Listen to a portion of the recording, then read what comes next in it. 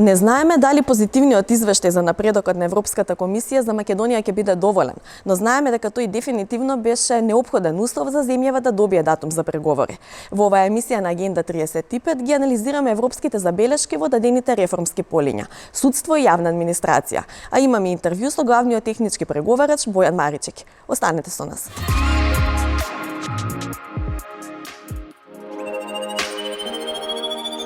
Во Агенда 35 ке гледате. Напредокот што Европската Унија го забележува во областа на судството, можеби ќе помогне за европските интеграции, но никако не е доволен дома. Судовите остануваат под влијание на мокници, анализираат експертите. Комисијата нотира прогреси во реформирањето на јавната администрација, но остануваат клучни предизвици за да се подигне квалитетот на јавните услуги што ги добиваат граѓаните. Разговараме со професорот Драган Гоцевски. Интервју со главниот технички преговарач Бојан Маричек. Следете на. Европската комисија во новиот мини извештај за Македонија, кој го објави во пресретно со станоците на Советот на Европската Унија кон крајот на месецот, во областа на судските реформи и борба против корупцијата и организираниот криминал, нотира дека се направени реформи во судството и се донесени значајни законски решенија. Документот на Европската комисија наведува дека лани јавното обвинителство за гонење организиран криминал и корупција отворило 9 нови истраги против 52 осомничени високи функционери и едно правно лице. Во извештајот се спомнуваат случаите шпански скали и со посебен акцент на рекет, во кој е вклучена и поранешната специјална јавна обвинителка Катица Јанева, обвинета за наводна изнуда и злоупотреба на службената положба. Тоа што Европската комисија го забележува е дека всушност прогресот е направен во носење на нови правила. Сепак мора да се признае дека има случаи.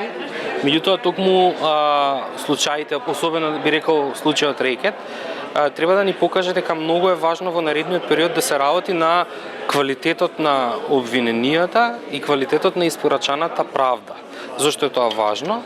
Важно е да обезбедиме дека оние што ќе бидат осудени на вистина се виновни и дека нема да може да се одбранат пред судот повисока инстанца. Овдека зборувам не само за апелационен и врховен, туку зборам и за судот во Страсбург. Така што тоа што е в наредниот период важно е да се работи на затврстнување на квалитетот на criminal justice, што ви рекле, односно на институциите поврзани со криминалната правда. И власта и опозицијата се незадоволни од судството, но најмалку граѓаните. Едни од одговорните за денешните состојби во судството, според Поповик, се мрежите на влијание. Тука се бизнисмени, тука се политичари, тука се суди. Меѓутоа, тоа што е важно да се каже дека на крајот на денот најголемата одговорност ја имаат самите суди. И тие суди треба да се изборат за подобрување на имиџот на нивната професија. Не можеме да очекуваме дека различните мрежи на влијание ќе се откажат. Тие во ниедна земја не се откажуваат. Меѓутоа, судиите и јавните обвинители треба да покажат која е цената да се обидете вие да влијаете кај судиите. Во извештајот Европската комисија ја нагласува и важната улога на антикорупцијската комисија и резултатите од нејзината досегашна работа, а се нотира и подобрување на ситуацијата во справувањето со борбата против организираниот криминал. Новата антикорупцијска комисија мислам дека како за почеток добро ја работи работата, меѓутоа има голем простор за подобрување во смисла на наоѓање и работа на две клучни димензии. Едната е превенција, односно зајакнување на отпорот кај другите институции кон корупција и секако работа на високи случаи, интересни случаи, случаи кои што се од висок интерес за јавноста. Меѓутоа, да, како што кажавте, антикорупцијска комисија не е единствена. Меѓутоа, таа треба да биде, ако веќе немаме други, таа што ќе даде притисок пред јавното обвинителство. Сега зборуваме за тоа дека работиме со она што ни е дадено. Ако јавното обвинителство, ако судиите се уште под влијание на тие мрежи на моќници, сепак мислам дека треба антикорупцијската да испорачува се поише и поише случаи, за всушност да го зголеми притисокот. Токму за тоа зборував денеска, дека ние треба почекаме да се продуцираат многу повеќе случаи, заради тоа што кога имате малце случаи, корумпираните суди и јавни обвинители можат да кажат па нема да работиме на ова. Меѓутоа, ако вие им испорачате 20, 30, 40 случаи годишно, тогаш веќе е притисокот да не постапуваат е многу поголем отколку ако им испорачувате помал број на случаи. За поголемо владење на правото, во следниот период, според Поповик, најважно е да се работи на зајакнување на превенцијата. Мислам дека постојат неколку ризични институции кои што треба да поминат една проценка на ризик од корупција, да се види какви работи во смисла на антикорупцијски алатки им недостасуваат, за да почнеме постепено да го градиме отпорот. Затоа што вие не можете да ја спречите корупцијата само со истраги, само со обвиненија. Вие мора всушност да работите да институциите сами, таму каде што ќе се појави корупцијата, да ја спречат. Во извештајот се нотира и носењето на Законот за јавно обвинителство, за кој се вели дека целта, меѓу другото, е да обезбеди одржливо решение за случаите на специјалното јавно обвинителство и да воспостави одговорност за кривичните дела што произлегуваат од нелегалното прислушување. Реформите во јавната администрација даваат резултати, но потребни се дополнителни чекори во насока на елиминирање на непотизмот и вработувањата спротивно на принципите на заслуги. Ова е клучната забелешка на Европската комисија во последниот мини извештај за напредокот на земјата, што го објави минатата недела во пресрет на донесувањето одлука за старт на преговорите за членство во ЕУ. Комисијата нотира дека напредок има во подобрување на транспарентноста на јавните институции, како и во введувањето на дигитални јавни услуги.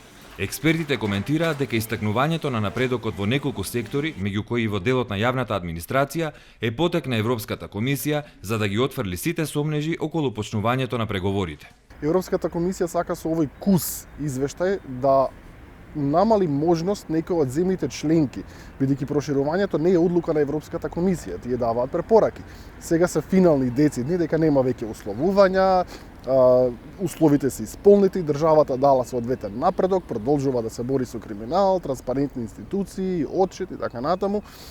Европската комисија со ова, така баре мене ми изгледа, сака да намали можноста да има изговор објективен некоја земја членка на Советот на министри или Советот на Европската унија, нели на премиери и председатели, кога ќе треба да се одлучува за одлука за почеток на преговори со Северна Македонија, да нема ас во раката да каже еве гледате, они не задоволуваат критериуми. Професорот Гоцевски вели дека иако е нотиран прогрес во реформирањето на јавната администрација, остануваат клучни предизвици за да го подигнеме квалитетот на јавните услуги што ги добиваат граѓаните. Допрва предстојат вистинските предизвици во поглед и на рационализација, оптимизација на внатрешните процеси, зајакнување на човечките капацитети во самата администрација.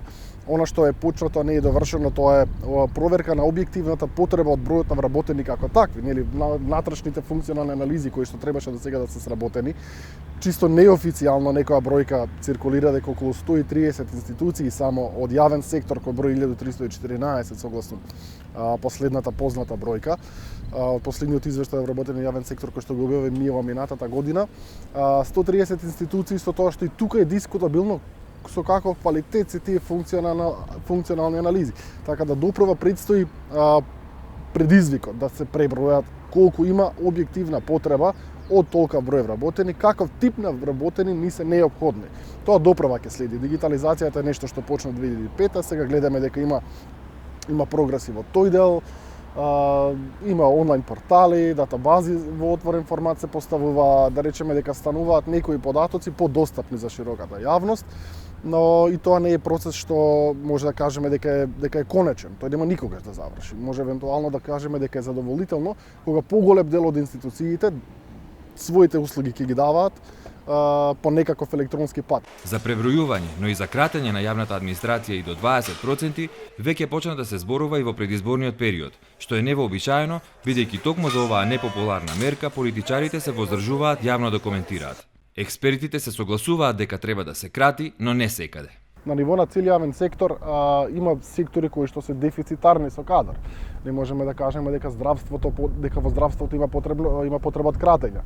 Може да разговараме дали во дел од здравствените установи има премногу некруцијален кадар, помошно-технички персонал, категорија 4 според Закон за вработен јавен сектор.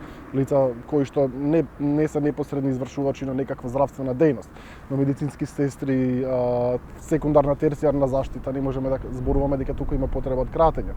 Во социјалната заштита сега за прв пат овие 20 години се направени некакви вложувања во поглед на тоа да стануваат релевантни социјални работници, групни домови за лица со попреченост и така натаму. Тоа е форма на услуга која што допрва треба да се развива и таа ќе бара кадар. Ќе бара стручен кадар, кој што не може да се смета како класична администрација со оседаватели на прилично специфичен тип на јавни услуги.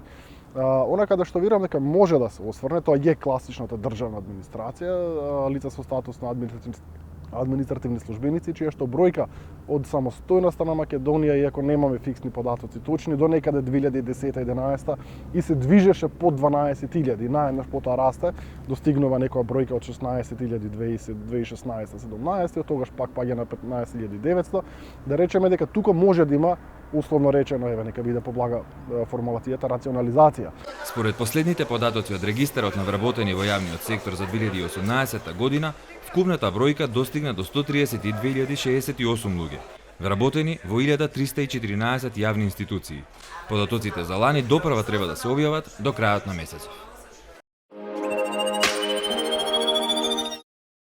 Господине Маричич, добар ден, благодарам што сте дел од нашата емисија. Зборуваме за извештајот.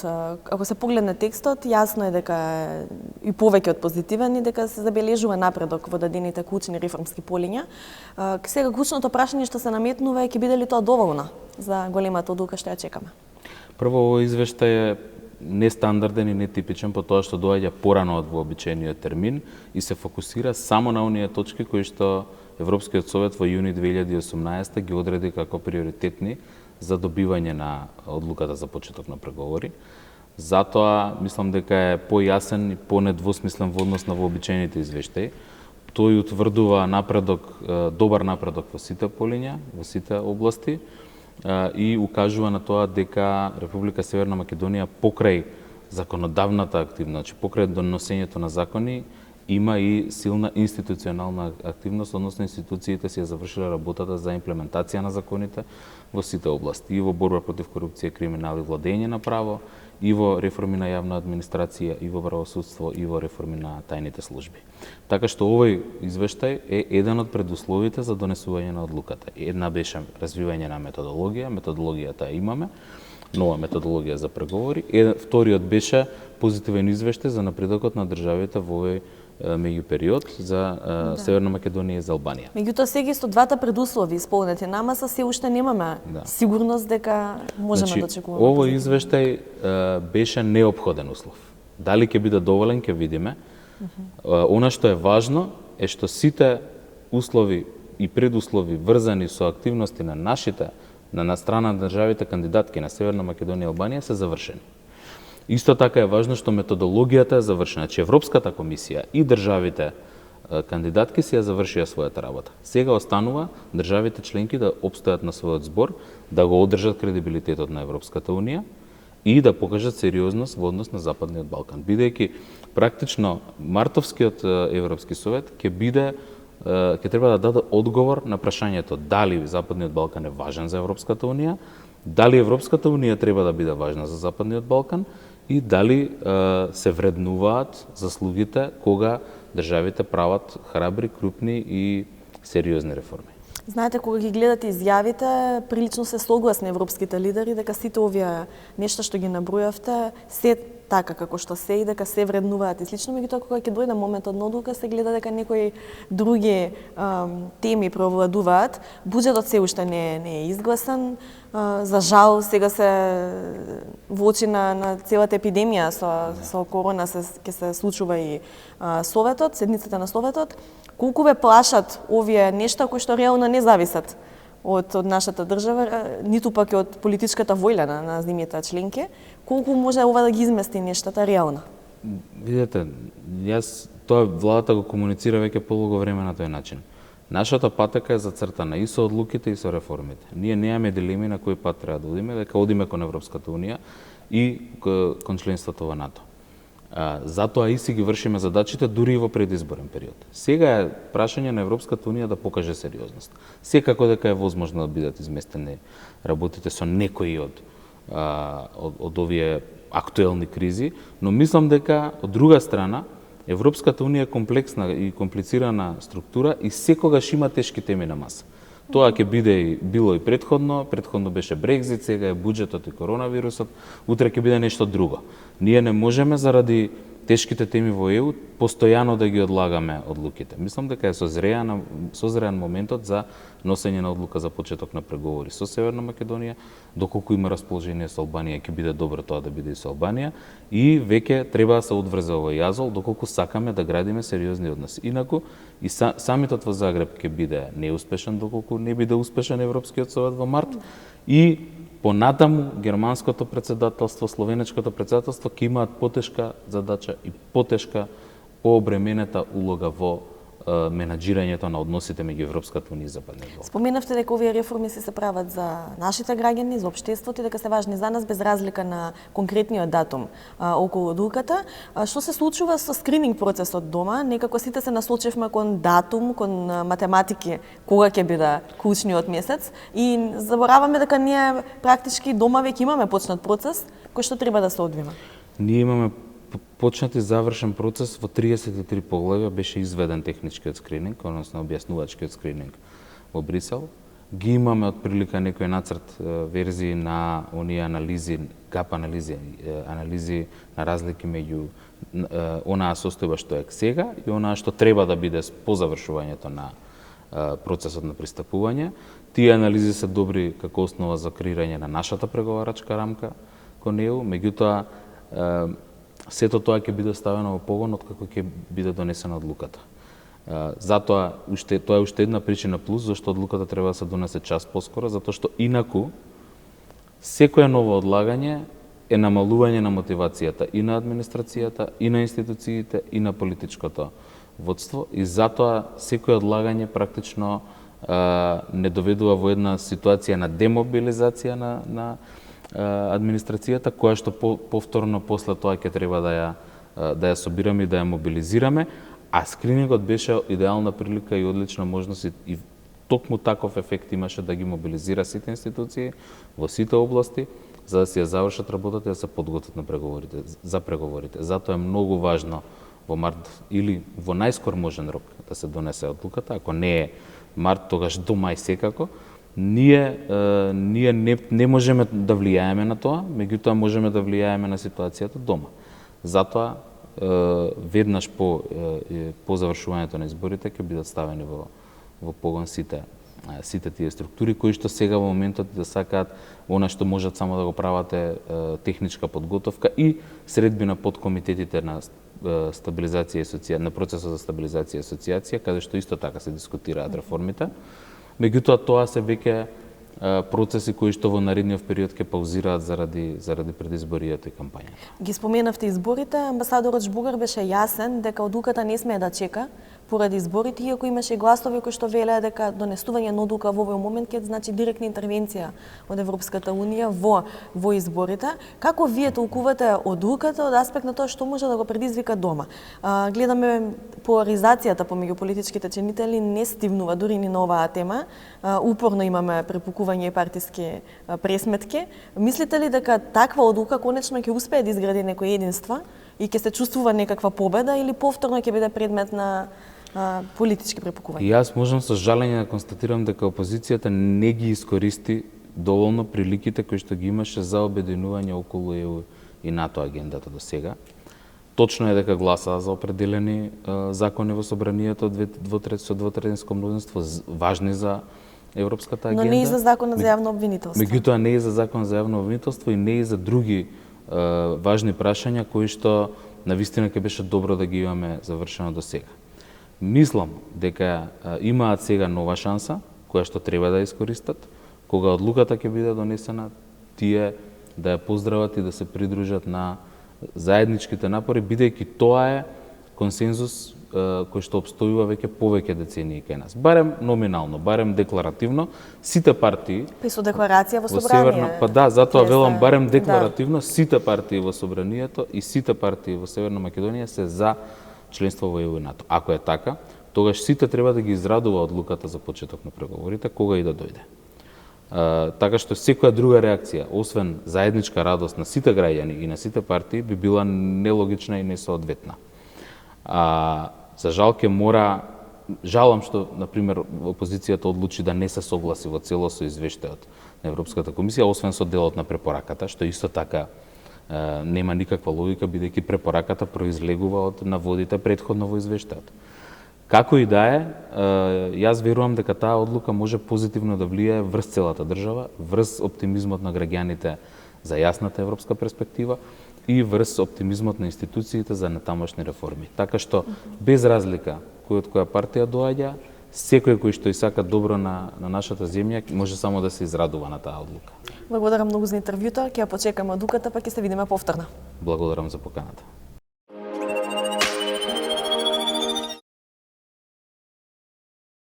Во Агенда 35 следува вести од Европа, паметни проекти, паметни корпи за отпадоци.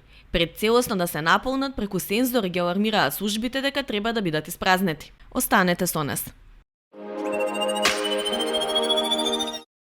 Потребни се најмалку 1,4 милиарди евра за управување со катастрофите во Европската Унија, сметаат европратениците од Комитетот за животна средина, јавно здравје и безбедност на храна. Овие средства се потребни за механизмот на ЕУ за цивилна заштита, односно за одговор на итни случаи и катастрофи за периодот 2021 до 2027 година.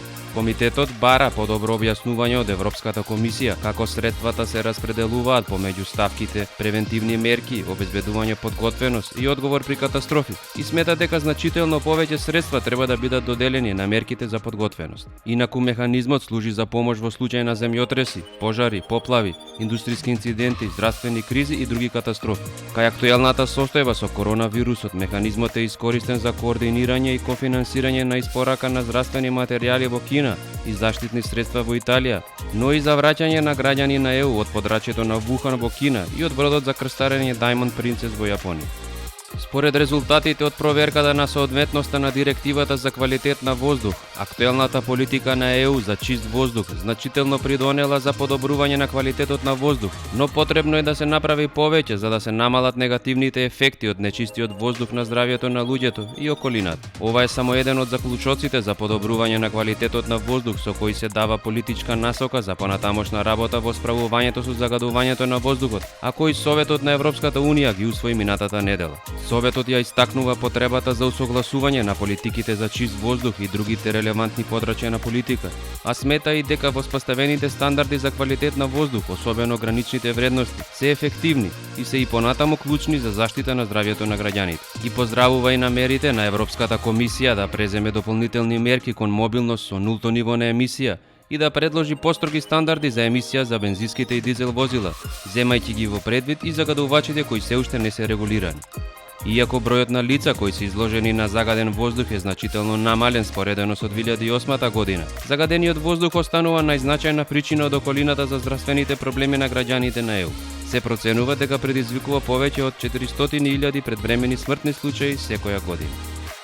Во 2019 година 44% од граѓаните на Европската Унија во последните 12 месеци користеле информација од веб страница на јавна институција. Ова е значително повеќе отколку во 2008 година, кога 33% од граѓаните се изјасниле за истото, објави минатата недела Евростат. Разгледано по возрастни групи, 56% од граѓаните на ЕУ на возраст од 25 до 34 години користеле веб страници на јавните институции за да пронајдат некоја информација. Овој удел кај возрастната група од 35 до 44 години е нешто понизок и изнесува 53%, а кај граѓаните на возраст од 65 до 74 години уделот е 23%. Во 2019 година голем дел од граѓаните на нордиските држави во последните 12 месеци користеле веб страница на некоја јавна институција за пронаоѓање на одредена информација, односно 89% од граѓаните на Данска, 84% од граѓаните на Финска и 79% од граѓаните на Шведска. Спротивно, само 9% од граѓаните на Романија, 19% на Италија и 20% на Бугарија. Во последните 12 месеци користеле веб страница на јавна институција за да пронајдат потребни информации, а во нашата држава тоа го направиле само 19% од граѓаните. Справувањето со расфрлениот отпад и загадувањето на околината, како и подобрувањето на ефикасноста при собирање на отпад од јавните корпи за отпадоци, било предизвик за градските власти на Нјукасл, Англија, да преземат мерки. Па така, градот има поставено паметни корпи за отпадоци, кои се поголеми од претходните и имаат инсталирано од внатрешната страна сензор. Сензорот, кога капацитетот на корпата за отпадоци доаѓа до 80%, со цел да не се наполни целосно или да почне отпадоци да паѓаат надвор од корпата, веднаш ги предупредува службите задолжени за управување со отпад дека корпата треба да биде испразнета. Така многу брзо, на економичен и ефикасен начин се управува со отпадот од јавните корпи за отпадоци низ градот и парковите. Заради искористување на податоците прибрани со помош на сензорите од корпите за отпадоци, градот Нјукасл користи и софтвер за аналитика која следи и предвидува состојбата со отпадот и создава различен распоред за негово собирање прилагоден на потребите.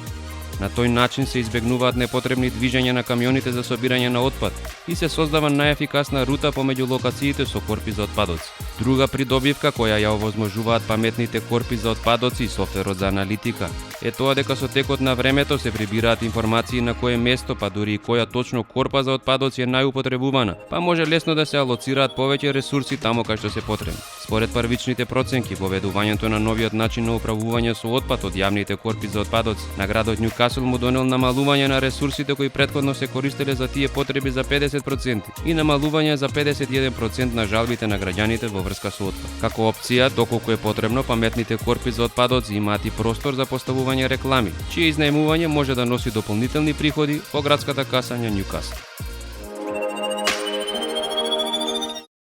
Следната недела се гледаме со нова тема од процесот на европските интеграции. Следете на нашите официјални Инстаграм и Фејсбук профили на социјалните мрежи или тука во редовниот термин. Останете со нас.